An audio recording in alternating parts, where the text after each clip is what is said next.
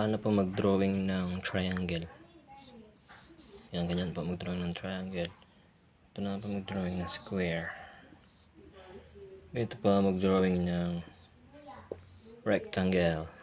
Ito po mag-drawing ng circle. Ito po gusto niyo drawing natin. Ito po mag-drawing ng rhombus. Ay, hindi po ganyan pala yung rhombus. Sorry. Ito po mag-drawing ng rhombus. Pareho yan ganari. Ito po mag-drawing ng parallelogram. Ito po mag-drawing ng parabola. Ito po mag-drawing ng ellipse or oval. Ito parang oval din siya. Pero dot circle yan. Perfect yan. Pareho yan.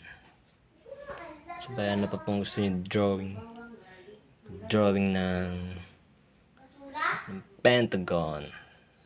Yan, pentagon. 1, 2, 3, 4, 5. Superman. Drawing ng heart. Tapos na yung drawing. Mag-drawing ng dinosaur. Yeah. Dinosaur. Buntot niya ito yung kamay niya. Yeah. Flying dinosaur. Dragon.